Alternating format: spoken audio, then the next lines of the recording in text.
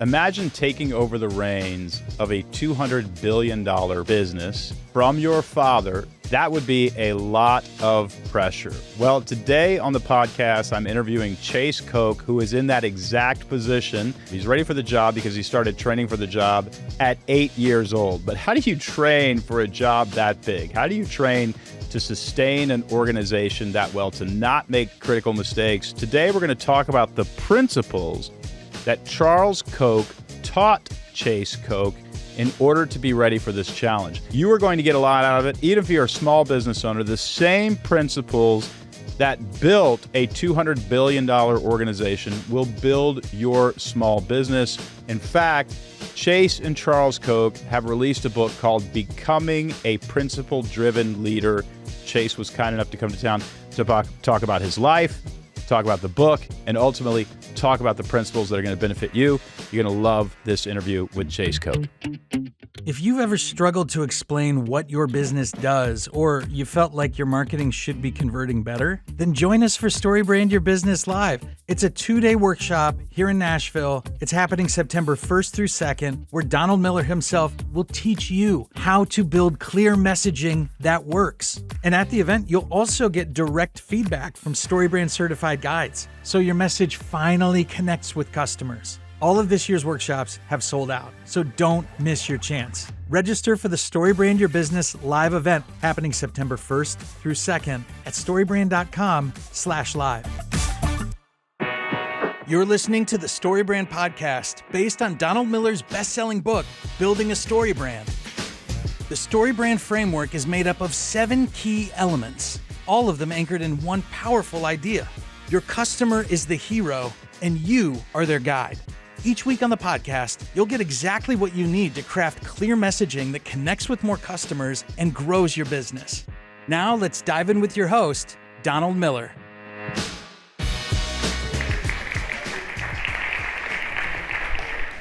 About 5 or so years ago, I listened to a book called Believe in People, and it was written by a guy named Charles Koch and co-written by a guy named Brian Hooks. And I really liked this book. One thing, though, about that book, Believe in People, is the authors kept referring to the principles of human progress. And so chapter 1, they referred to the principles of human progress, and chapter 2 and chapter 3. And I thought at some point they're going to tell us what the principles of human progress are, but they didn't. So I called my assistant and said, well, I want to know what the principles of human progress are. And so Kerry called me back. He goes, you got 15 minutes in Brian Hook's office in DC. I can fly you in. So I fly in and I meet this guy, Brian Hooks. And Brian said, Don, what brings you to my office? And I said, well, your book, Believe in People, talks about the principles of human progress. He said, yeah. And I go, what are they? And he said, well, there's about 1 million of them. I mean, it's sort of human wisdom. And I said, well, what are like the top 10? And he said, well, that'd be kind of hard to, and pretty soon our 15 minutes was up. And I said, listen, if you ever write another book, can you just make it about the principles of human progress? I'm very curious what they are. And he said, Don, I'm never writing another book. It was the hardest thing I've ever done. I'll tell Charles. And then one day, about, 3 years later, I get a call, and they say, hey, can you come to Wichita? Charles Koch wants to have lunch with you. And I thought, it's kind of like being called in the principal's office in life.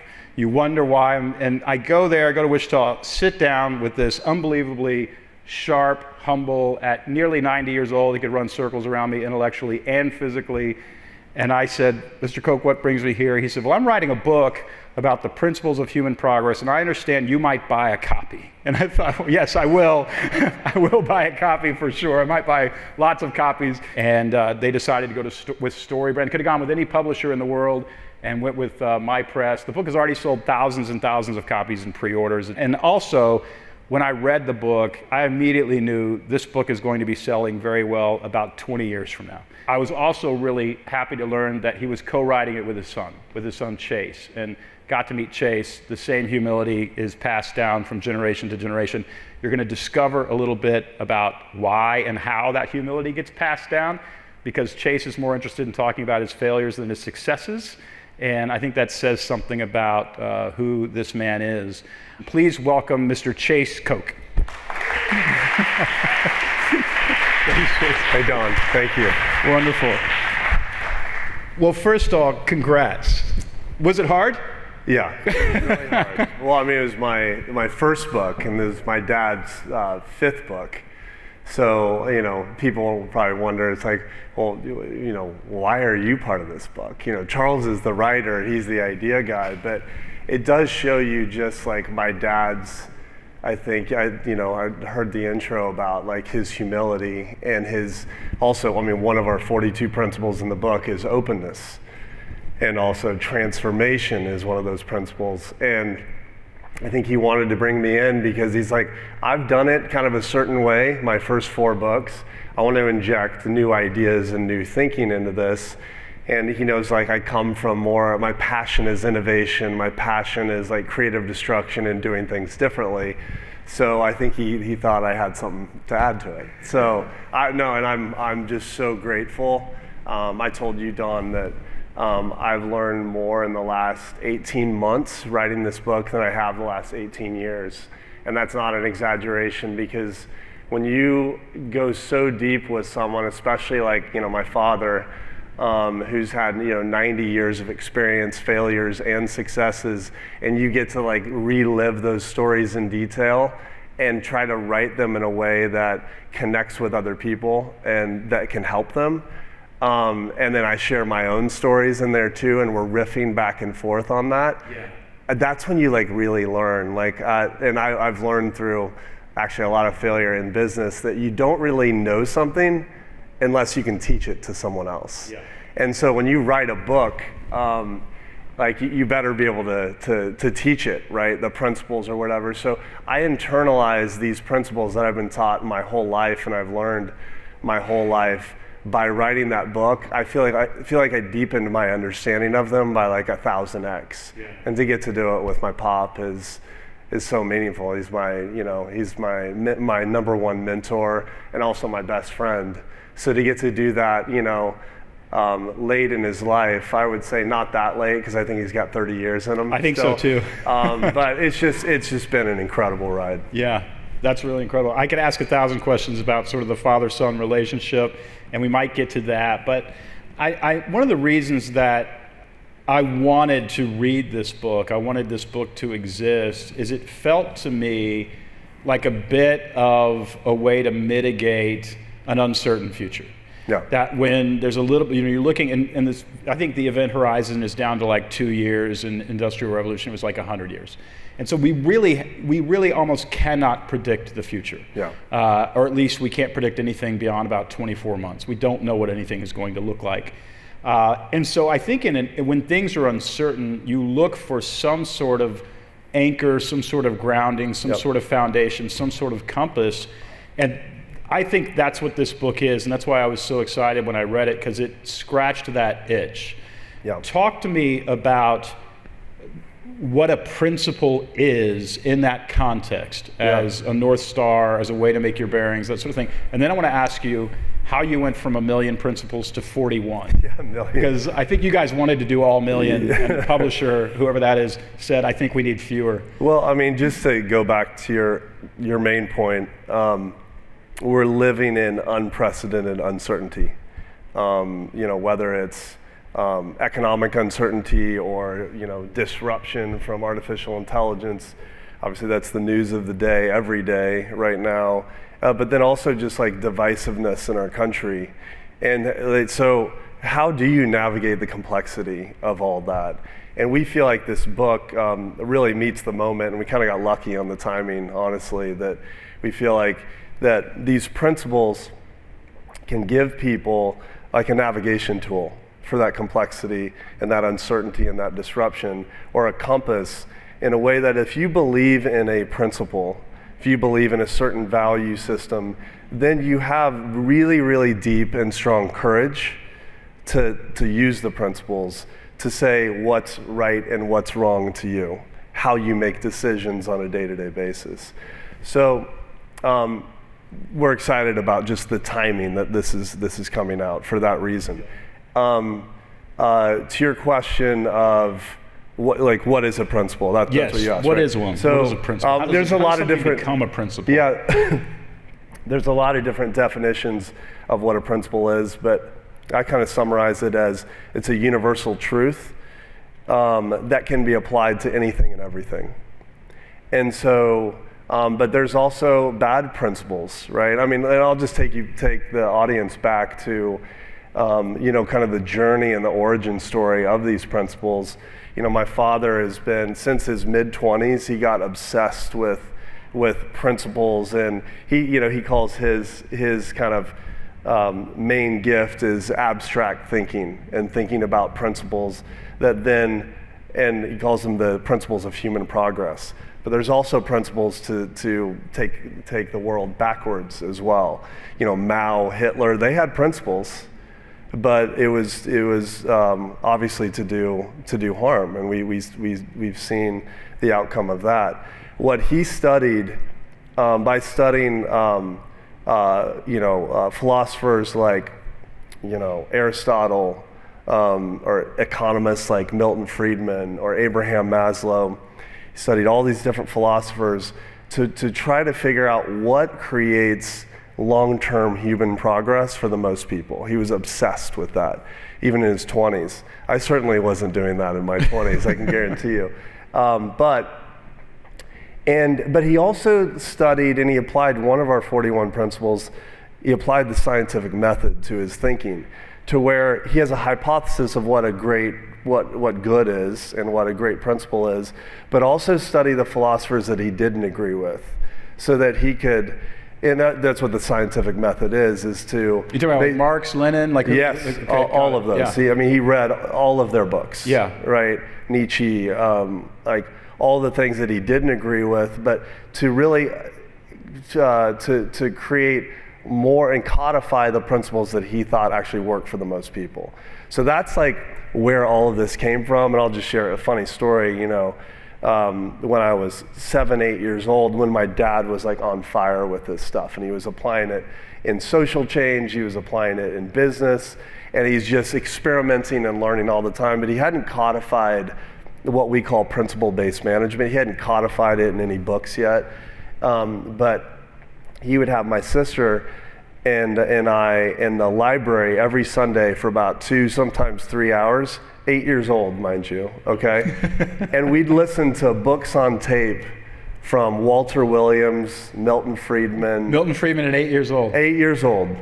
And my sister, she's 2 years older than me, I have one sibling. My sister would be on the edge of her seat, just dialed in, and she'd be able to answer all the questions. And then I'd have a baseball cap over my eyes and basically trying to sleep through it. But he would, he held us accountable to him. He'd stop every 15 minutes and say, "What'd you learn?" And so you couldn't just sit there and absorb it. And so I hated all that in the beginning. But it wasn't until later in life when, something actually penetrated when I was a kid. And he was so consistent on this at the dinner table. When he talked about business, when he talked about how and why he wants to help other people. So I lived that for a long time, but I guess I was a late bloomer to these principles, and I caught on eventually. But yeah, I mean, he was serious. I want to zoom in a little bit more about that. You say you caught on eventually. Was that 15, 16, 18, 19, all the above? I mean, there's never one moment, right? It's but when did you start realizing though that you had a gold mine sitting there next to you at dinner of wisdom? Yeah, I fought it for a long time. You did. We all do that. Like any son would, right? I was a little rebellious, but I would say it wasn't until my late 20s, early 30s, when I was running businesses for Koch. And I'll share one example with you. I was running our fertilizer business, and I was expanding it internationally.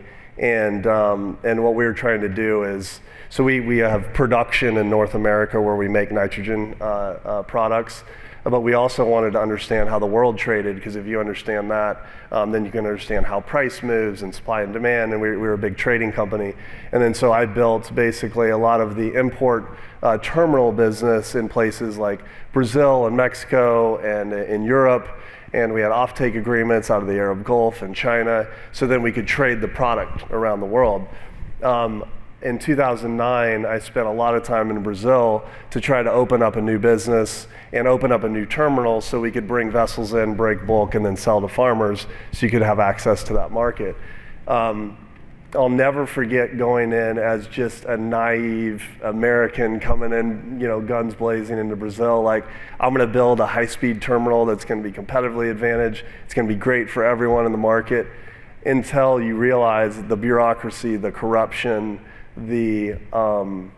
just the people not wanting any change at all, protectionism, and what I thought would take 9 months to build, and $20-30 million, and the right partner locally, it ended up being $100 million and took 5 years to get in the market because all the permitting and everything. And this was going to be great for the Brazilian farmers and the economy, but when you realize how strong protectionism is, and folks that don't want competition, I was finally like, this is why I was sitting in my dad's library when I was 8 years old, and he was teaching me these principles of what does work for most people and what drives progress and what holds people back.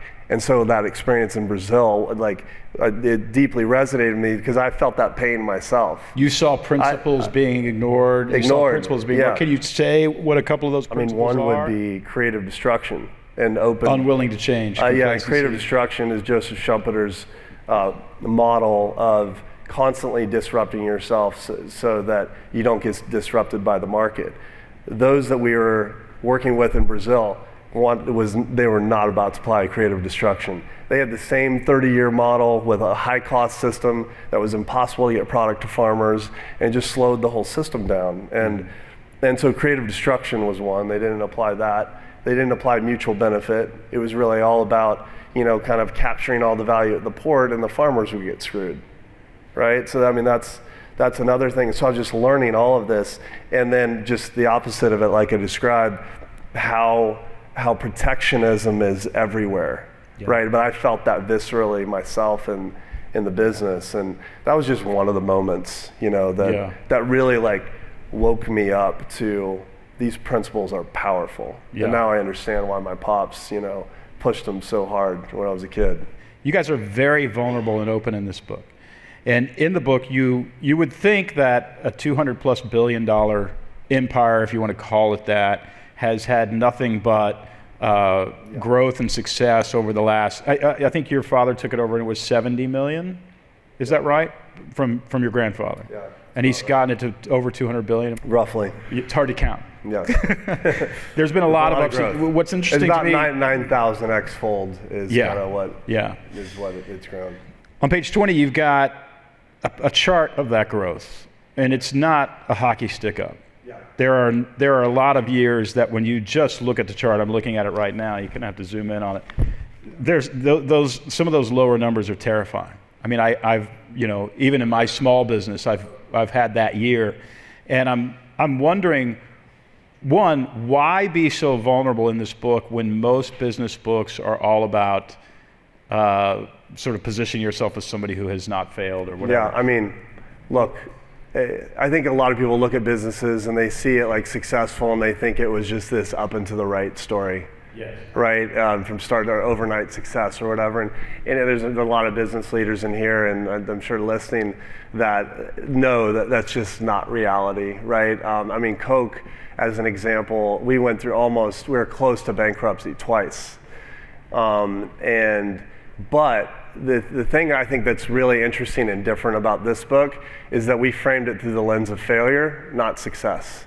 And there's a lot of business success books and stories out there, but we wanted to flip the script on it and said, well, I think we all know that you learn a hell of a lot more from failure than you do. It's just like, hey, I bought this business, it went up in value, and I sold it, and it worked out. The gold is in the learnings from the failures. And what we learned as we look back over the course of history is that every failure we had came from not applying these principles, and every success or transformation came from applying them. Was there a boardroom meeting, or what was it like to realize, okay, we're down by however many hundreds of millions of dollars this year, we're a little worried about it. What principles are we breaking? Was it that formal of a process? Why are we failing? I think more recently, yes. But I would say in the early days, it wasn't codified in this way. And when you actually think about how to codify a principle, and then you can empower people with them, right? And then you can scale with it. So in the early days when Koch was much smaller, it wasn't. It was just more, I think my father understood some of the principles and he hired great people, but it wasn't as scalable until we really started codifying a culture of these principles of human progress and bringing what my father learned from studying the world and what drove the most progress in all these different countries, or what put a country on a decline, and said, all right, we're gonna practice these. And by the way, these principles, it's not like here's the 41 and then this is etched in stone. Principle-based management has evolved, and the whole culture and the ideas have underwent their own creative destruction, which is kind of ironic, right? It's like, well, hang on, aren't these principles the ones? But for a while, we maybe had 15 or 20. Then maybe we had 60. And then these 41, a lot of people have asked me, well, why 41? That's a weird number. What's going on with that? Just make it 40. But we just said, which are the principles that we've learned over the course of Koch's history that have had the most impact? It doesn't mean there's only 41. There's other concepts and ideas and mental models, but we thought these were the ones that could help the most people externally in a packaged way that could be effective. Was principles-based management, that was your father's major project, right? Yes. And that was his sort of first attempt to say, okay, I've learned all these principles. How can I teach the 100 and something thousand employees that you guys have? Is that what the attempt was? Yeah, I mean, again, it's never one moment of when this happened, because I think the first version of what was called market-based management, which we renamed principle-based management a handful of years ago, because it really was about principles, and we got to rebrand this thing. And you have to disrupt it. Yeah, and what was interesting, you wouldn't think a name change would do that much, but we changed the name to principle-based management, and it got all the employees talking about, well, why? And then it gives you a whole new entree and entry point into talking about, okay, well, what are these principles, right? Comparative advantage. Are we in comparative advantage, to me, of the 41? I can share my own story on this, but is one of the most powerful examples in that, if you only walked away with one principle, comparative advantage, which is the idea of we all have different gifts. And, but are you really aligning your role and your responsibilities in your business to that gift, or is your role aligned around 6 different things? Yeah. But also the concept of your gift relative to everyone else on the team. And this is a very important concept. Some people think of absolute advantage. Most people think of, well, compared to what I'm best at. No, it's not what you're best at. It's what you're best at relative to everyone else on the team. You follow me on that? Yeah. So for just a simple example, a doctor in a hospital, the heart surgeon, he may be the best at mopping the floor. He has an absolute advantage. He can do 3 times better than anyone else.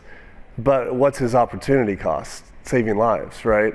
So he shouldn't be trying to do everything, but I think I've fallen in the trap. I think we've all probably at some point in our career fallen in the trap of trying to do everything instead of your superpower and your gift. So to me, it's we all ask ourselves the question, what is my real comparative advantage? And if I look at what I do day to day and what I actually spend my time on, how does that match up? Yeah. You fired yourself because of the principle of comparative advantage. Tell that story. Yeah, it was very painful. Did you give yourself a good severance package? No golden parachutes there. No, it was, this was 2014. I had spent 7 or 8 years in the fertilizer business, and I basically cut my teeth in the ag markets. I talked about my international job, where I learned so much in Brazil, but I had everything from a sales and marketing role, in Iowa as my first sales job of selling fertilizer. There's a lot of funny stories about that. but to running trading books, running the international business. And then in 2014, my boss came to me and said, hey, you've done a good job running all these smaller businesses. You need to take the whole thing and be president of Koch Fertilizer. And this is the third largest profit driver of our 12 business units. So it was a big, big responsibility. Operate in 30 countries, significant earnings that could have been at risk, and heavy operations, safety, all those things that really require someone that can look across and optimize a business day to day and really be a great problem solver. And long story short, what I learned from that is after about 9 months of beating my head against the wall and coming in at 4 a.m. and staying until 8 p.m. and trying to learn that type of business, the big job, that I learned it wasn't for me. And and I wasn't doing a good job. And because I was in a How old were you at this large, point? Let's see, 2000. Early 30s? I was early 30s, mid 30s. And it was my first really, really big responsibility. And the reason I walked in my boss's office and I said, I'm not the guy. He's like, what are you talking about? You've only been at this 9 months. You got to learn and all that. I go, I know deep down in my heart and in my soul that this is not for me. It's bad for me. It's bad for my family. It's bad for the team. And it's going to be bad for our results long term. This other guy, Scott, is the right guy. He is a optimizer. He's respected by everyone in the company. I want to go do the innovation thing. So let me go focus on R&D and buying up small companies that will disrupt this company. And so there's a couple principles there, right? One is, it's the comparative advantage principle. It's comparative advantage means just comparing myself to this person should have the job. Yeah, I saw that, and I wanted to keep going to see if I could be successful, especially being the boss's son. I don't want to walk around the halls saying, oh, that guy, the kid's a failure, So it was quite humiliating, but I was intellectually honest, I was this direction, even for me personally, this is gonna suck if this keeps going. And so yeah, I was I knew, I at least defined it and had enough experience across the company. I knew what my comparative advantage was and then what it wasn't. So I don't know, many of you I'm sure have had those jobs where you learned what wasn't for you. And sometimes that's the absolute best experience because I know what I don't want to do the rest of my life, right? And so what that did was it helped me clarify in my brain that I'm not an operator, but I am a builder because I wanted to go build stuff. I wanted to, back to that principle of creative destruction. I wanted to be part, and I've just, for whatever reason, that's just pumped through my blood since I was a kid. I what's the next thing that's going to disrupt what's happening today? And I always loved the innovation side and building things and building teams. And so from there, it put me on a path from, this is really funny, going from the highest, one of the highest profitability companies and running that to a business that I chose that was losing money. They're what are you doing? Are you insane? Go from that opportunity to this, and but everyone saw that I was lighter in the office and I was pumped and I was This is when you took we're gonna go do some really cool stuff. When you took over disruptive technologies, yeah. That's how you were feeling.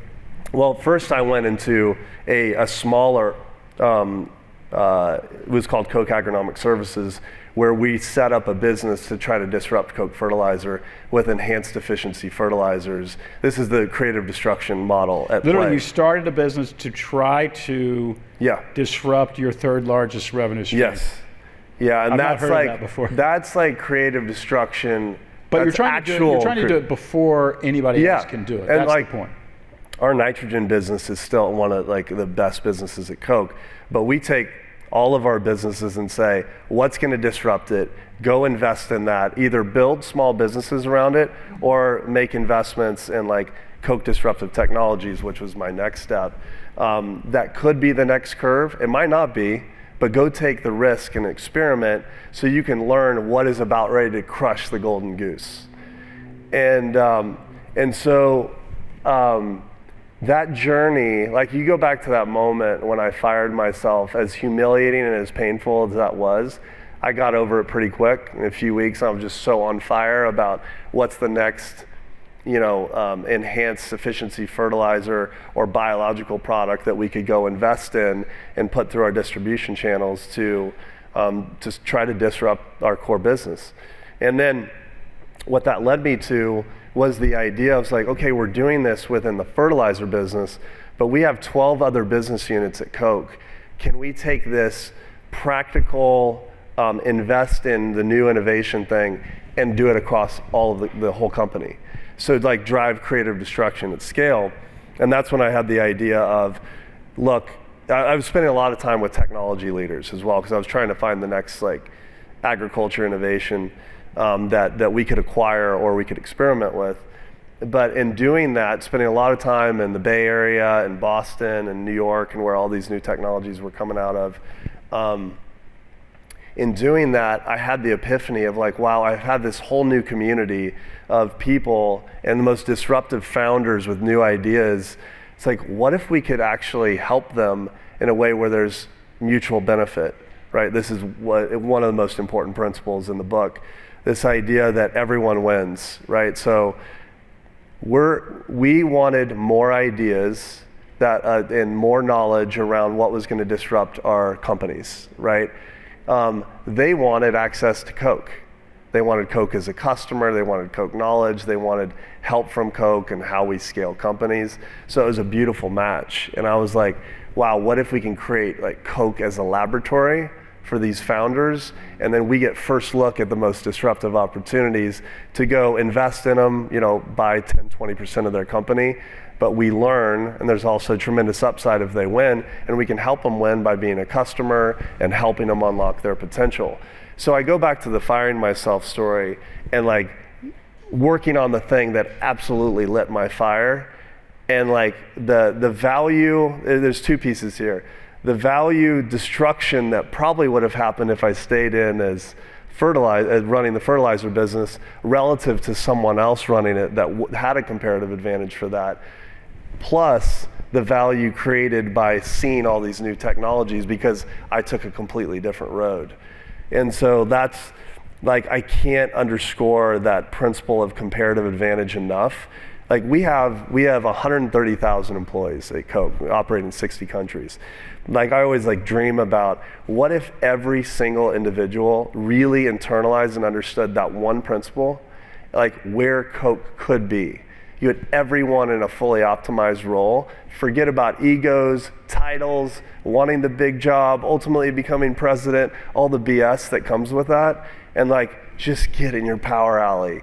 And by the way, you're going to make so much more money if you do that because you're going to grow the pie. And so like the barrier to that is getting through all the internal like BS of, well, I want the big job, and so it's incredibly, so like that's what we're working towards, empowering supervisors with these principles, like in asking and really like getting deep with every employee, saying like, truly, what is your comparative advantage? I see your comparative advantage as something. What do you think yours is?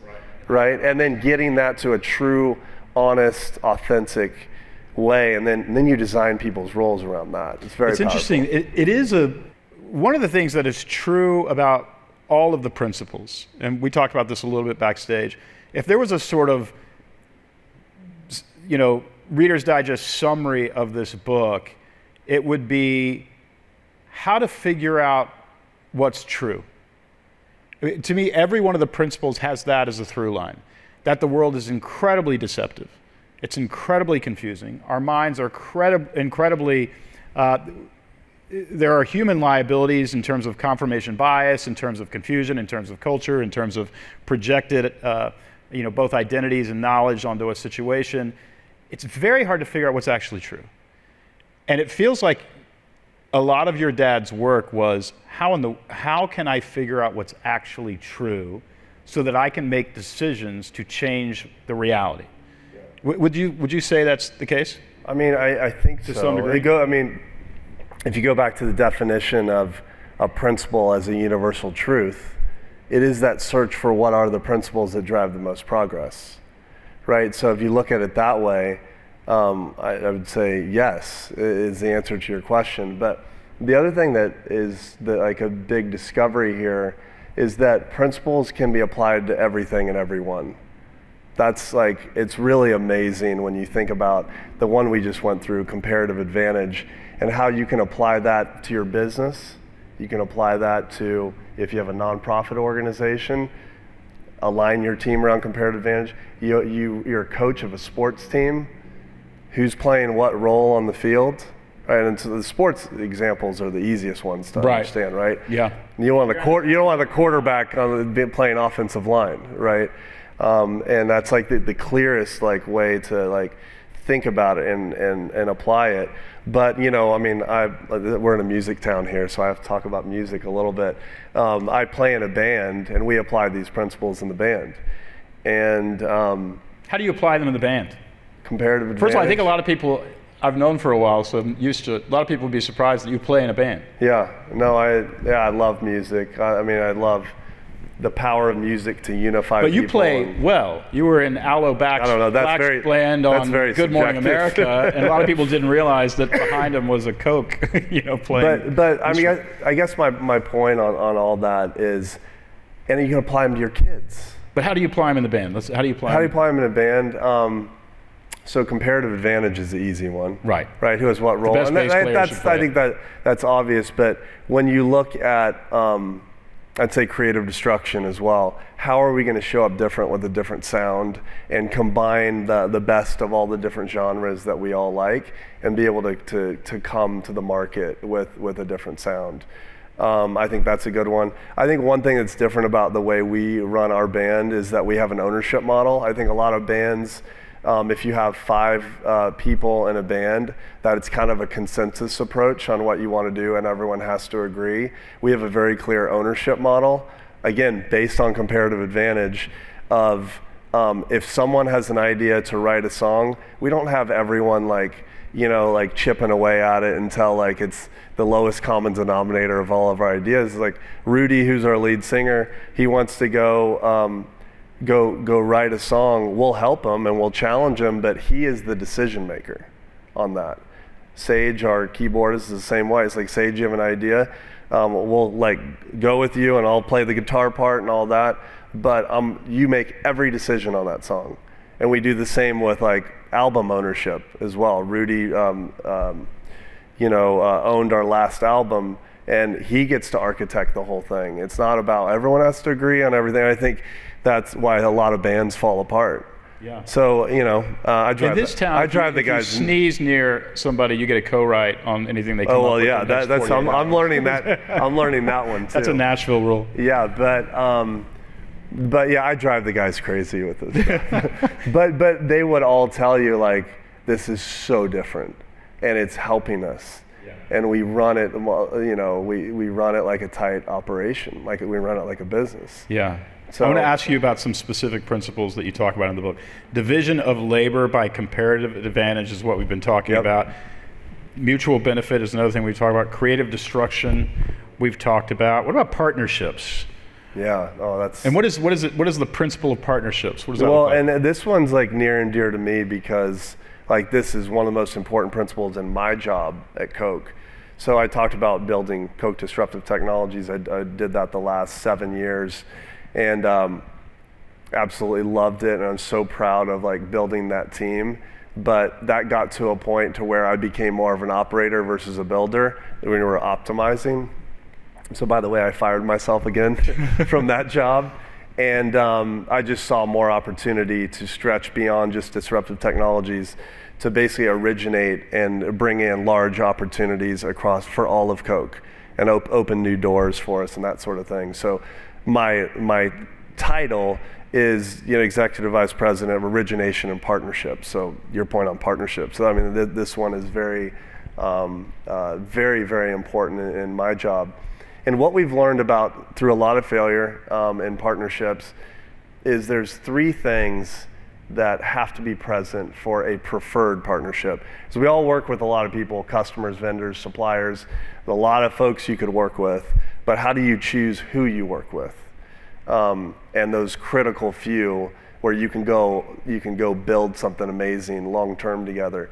And so the three things that we check to see if it's truly a preferred partnership is you got to have an aligned vision, one, in terms of a clear place and where you're going together, and be very clear on that from the beginning.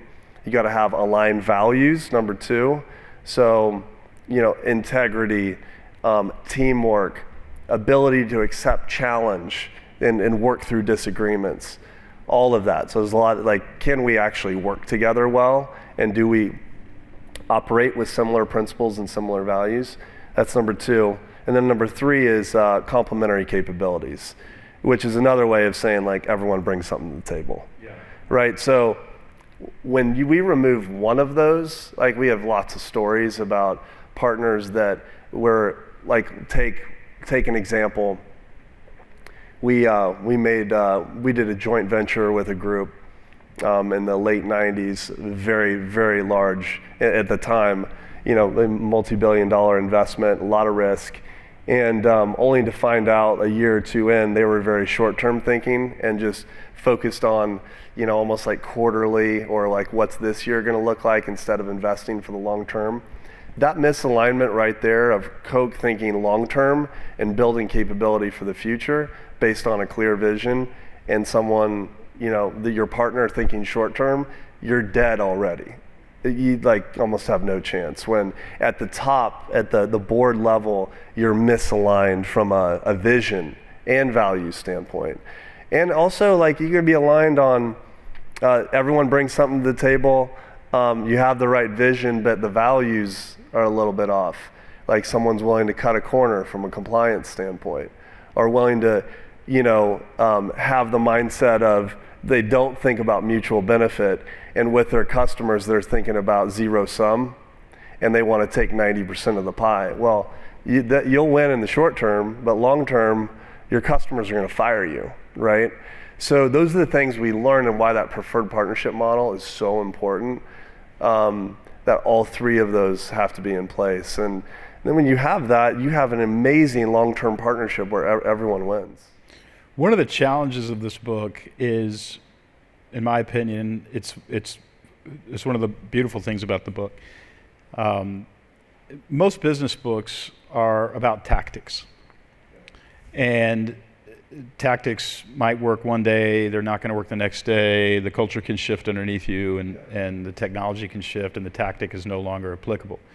The great thing about tactics is you're listening to a business book on the way to the office, and you learn a tactic, and you think you just got the Holy Grail, and you walk in and you try to change things that may or may not work. You feel so empowered and equipped when you read a book like that. You read a book like this, and you realize pretty quickly there's a massive gap between where you are and where you need to be, and you're not going to get there anytime soon. You know what I mean? Yeah. Oh, yeah. I've been there. You've lived that gap. I'm there right now. You're there right now. Yeah. Well, you're further than you used to. Yeah. Tell the story. I mean, encourage us, because we're going to go home and read this book. We're going to say it's not that this is a lot. It's just that these are universal principles. They have pretty much always been true. They're always going to be true. And I've not been applying them. And I've got 41 that I got to figure out how to apply. And by the way, I think applying 3 of them are life-changing, and you start to see them when they pop up. You once had a sort of cursory knowledge of those principles, but not a deep knowledge of these principles, and your father kindly kicked you out of the boardroom because you didn't belong in the conversation. Can you tell that story? Yeah, that's a good Help one us too. identify with you, because we're the people who would be kicked out of the boardroom at this point. Yeah, I should have been kicked out a lot more, honestly, than this time. But no, this was before all of my kind of fertilizer business experience or whatever. I was in my mid-20s, and I worked in the equity development group, which is basically the group that analyzed all the deals. So I was the analyst that was, crunching doing the Excel spreadsheets till 3 a.m. for the meeting the next day, and I learned so much through that, like just learning valuation of like companies and doing landscape analysis on industries and where we wanted to be. But I remember we were selling we were in the process of selling our St. James crude oil terminal where we'd store crude oil and refined products. We had it for sale, and so they put me as the analyst on it to like crunch all the numbers. And I went in, and it was a very complicated transaction. It was like we were going to sell it and then lease it back, and you had to get all the economics right. And so we have a framework called capital consumed, where if you lease something, you still have to consume the capital and like put it against your economics. And I won't get into all the details on that, but bottom line is I went into the management conference room full of leaders, right? Are we going to sell this or not? And they looked at me as the analyst that crunched the numbers, and they said, Chase, can you explain like how this capital consumed number works? Because we don't really understand it. And my dad's doing like just looking at it and knowing it's wrong. And I'm like there seriously, it's the first time I was in like basically the boardroom. Yeah. And I'm doing the dabbas, like just trying to explain and just throwing up on myself the whole time. There's a lot of Dilbert lingo. And, oh yeah. And my dad was so nice, because I'd wasted everyone's time because I couldn't explain it. I didn't have the numbers right. And he said, I think you boys need to come back when you're ready. And so he was like, I think this meeting's over. So I remember walking out of that meeting I was just beat red and just horrified and embarrassed. And my boss like looked at me, he's like, man, I thought you had this. And I was like, I'm gonna get it right, don't worry. He said, you are now the proud owner in the group of the capital consumption framework. So in 2 weeks, you will present to everyone in the group on what the capital consumption framework is, and you'll use this as an example to show how it's done. And so I did that, countless hours to like learn my lesson.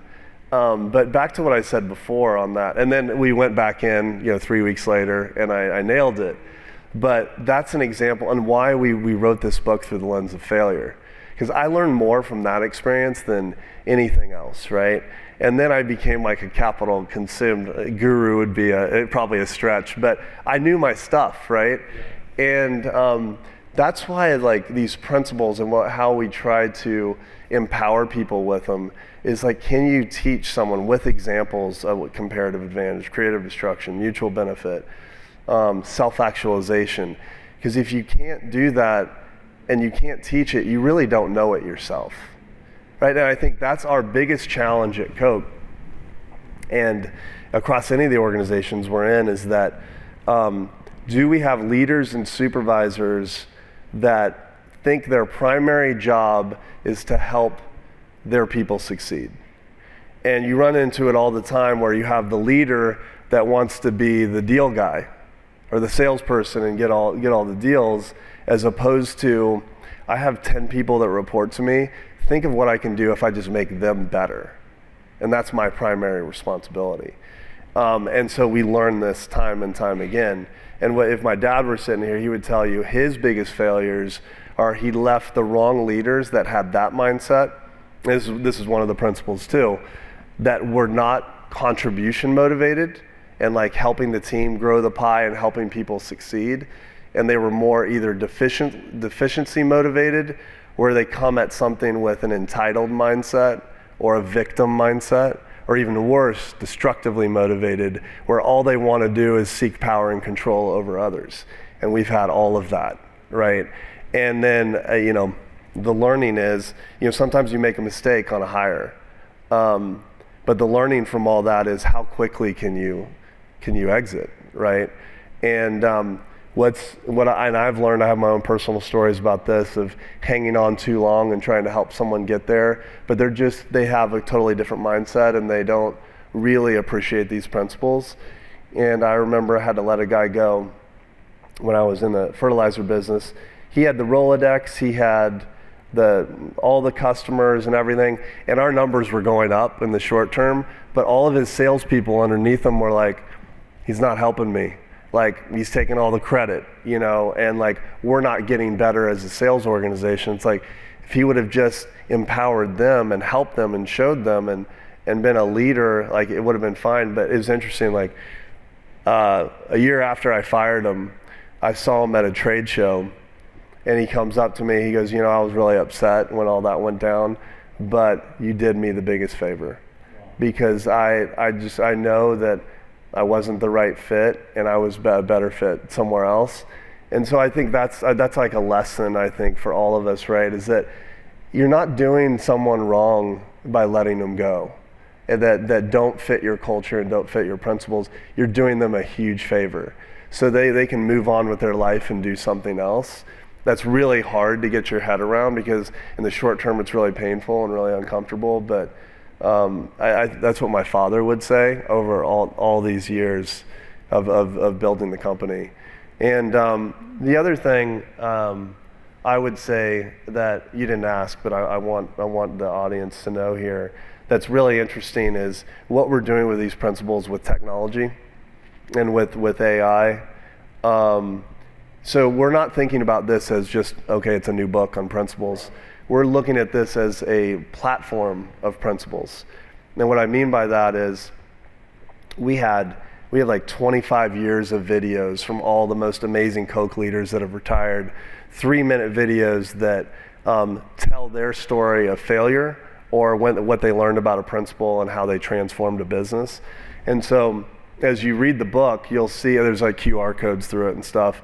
But we've taken that from internal, just to help employees, to help anyone and everyone, that if they're curious about experimental discovery, we've got 3 amazing stories where you can just watch 3 to 5 minute videos from some of the top Koch leaders over time. Some of these videos are like grainy and glitchy and all that, because they're old school stuff, but it just shows you that we've been trying to apply these for multiple decades.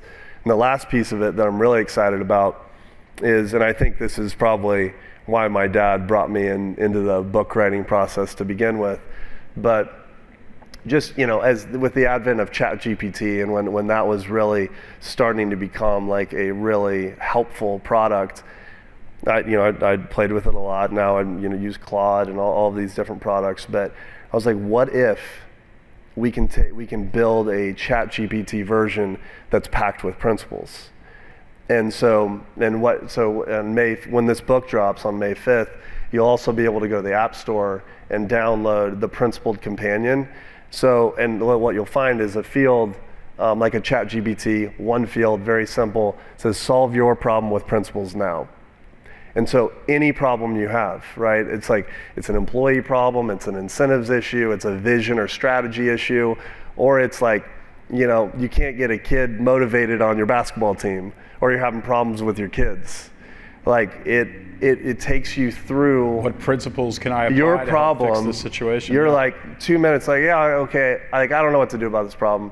Scope the problem, type it in, it has a conversation with you through the lens of principles on, if you apply this principle and you internalize this is how you might approach it. You could even use that as a leader of an organization, of when we discuss our problems, make sure you come with a list of principles that we need to talk about.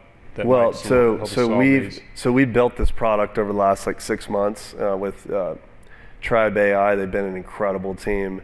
And I get to be like product leader on this thing. I've never done anything like that either, but it's been so rewarding because the Koch employees, we've picked like 500 or something that are really like tech forward, and they've been a little bit like the guinea pigs on it to improve the product. So we've gone through like, 15 iterations of this thing. And we just released it internally like 2 weeks ago, and it is absolutely on fire across the org. So is it only an app, or can we bookmark a page? Yeah, there's a web application, but there's also you can download the app. But I'm just really excited, not only for like I hope that transforms our understanding of principles internally at Koch, and all from a results perspective, and we can see the return on capital meaningfully move over time, because these principles haven't really gotten to the frontline workers as much as we had hoped, right?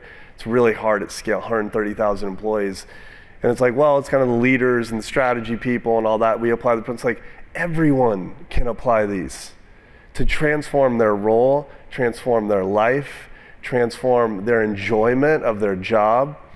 And so we think like just, having these in the plants and there's like a QR code on the wall, the ability to say, what's this app thing? They all have fun. They don't all have laptops like the corporate side of the organization, but they all have phones. So it's like, hey, I'm going to start experimenting these principles. and I haven't really engaged, or maybe the supervisor isn't as big on principle-based management, and like all of a sudden it's bottom up. Everyone has, it's like democratized it across the whole organization, and we want to take it a step beyond that and just open it up for everyone in the world. So I hope people just like engage with this and take 3 minutes, type in a problem, like, wow, I never thought about that way, and I can solve my problem right now today with this principle. There's a chart in the book on page 23, at least on my copy of the book, that shows a true hockey stick in human progress somewhere in the 1900s. And what principles do you attribute that hockey stick to? That's the easy question. That's actually a hard question. What's that? That's actually a hard question. Is it? This one might be harder. There's a lot of tension in the country right now. I think our national debt just matched the GDP in really recent history, and a lot of stuff is going on. What principles would you say to America that we need to remember right now? So what principles cause the hockey stick in human progress, and which one of those have we forgotten, or it seems like we've forgotten? I'm not an expert on all the history stuff like my father is, because he's the one that studied all of those things, but it was really, if you look at what they call the hockey stick of human progress, it started in the early 1800s, and it was because there was we started applying things like mutual benefit and I mean, it goes back to the Declaration of Independence. I was about to say, how much of the Declaration of Independence was part of this? Totally. Equal rights, Yeah. mutual benefits, self-actualization, unlocking your potential, and like why so many people came to America to begin with and started businesses here. When that happened, then you saw the human progress and GDP, it was just like a hockey stick. And then, so that's covered well in the book. But I think it's like a combination of all those principles. But I think the core of it was the Declaration of Independence that really set that off. So kind of macro discussion on that. And like what my father looked at is like, can I do that curve in business if you apply these same things? And it was just this journey of learning to figure out, okay, what are those things, and like how do you apply that inside a company? And then, sorry, what was your next question? The second question is, what principles do you feel like we need to remember? I think the most, actually I haven't talked about it yet, but the most macro overarching kind of umbrella principle, business or society in our country, is bottom up versus top down. Which, when people hear Koch, that would be a counterintuitive, the accusation would be they're top down.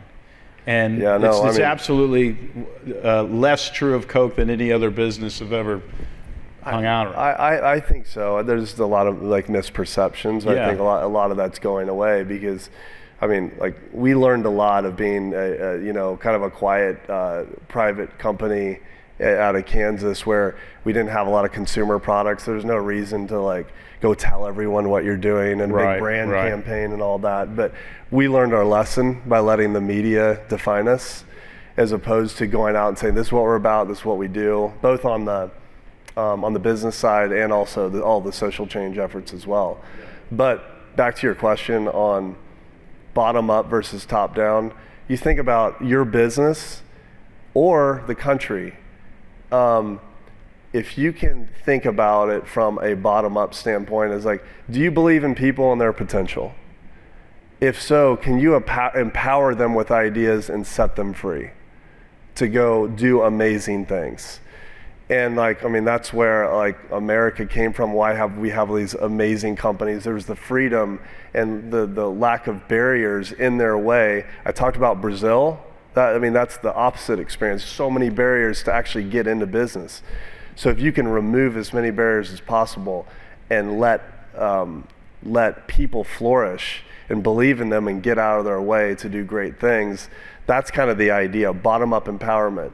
We have way too much, I'd say, in companies, and we fight this within Koch as well. We're not perfect at this, but certainly in our country, and most countries have this problem of top-down control, where we want to control people's lives and make them dependent on top-down rules, top-down regulations, because like if we stop believing in people that they can do great things and apply mutual benefit and everyone's better off. I'm not saying there shouldn't be regulations, I'm not saying that at all, but if we bias to bottom-up empowerment as opposed to top-down control, and we apply things like, and we create a society where mutual benefit wins, where I win because I help someone else win, and we help people remove barriers so they can self-actualize their gift, or we have an open mindset instead of a closed mindset.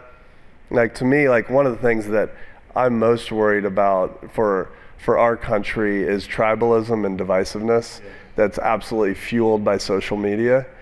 And you think about those algorithms in social media, they keep giving you the same thing that you like, right? So whatever box that you're in, whatever tribe you're in and the way you think, you're only gonna get that. So like when I spoke about my dad and how he learned all these principles, he read all the stuff he didn't agree with to come up with and to like codify the principles. Now the next generation is only being fed the same BS, and they're not able to look beyond their whatever their little box is now and learn. I mean, that was the whole idea of what college was all about, right? Go discover all these different points of view and then come up with your own philosophy on life. We don't have that anymore.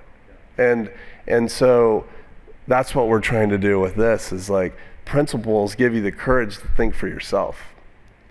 And that's incredibly powerful in business.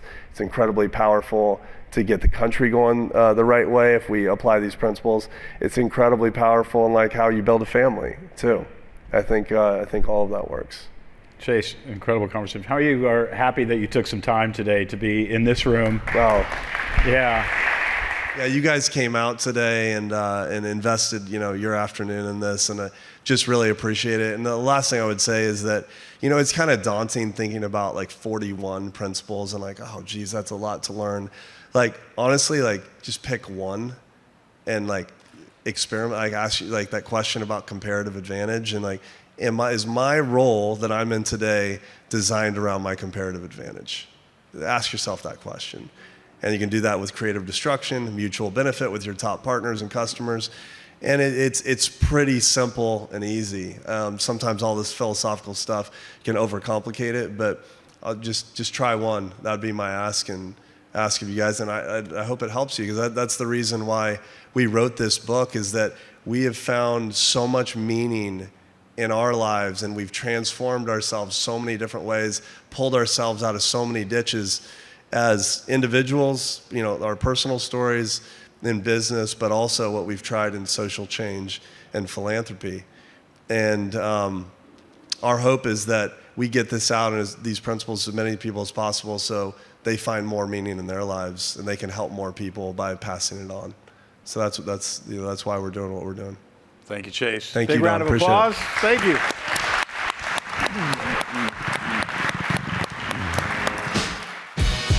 Thanks for listening to the Story Brand Podcast. No matter where you are in your marketing and messaging journey, get the tools, the training, and the support you need to start clarifying that message at storybrand.com. And don't forget to follow and subscribe to the show wherever you get your podcasts so you never miss an episode. And if you're watching on YouTube, hit that subscribe button and then leave a comment letting us know what resonated with you and what we can unpack to help your business grow in a future episode. Thanks again for listening, and we'll see you next week.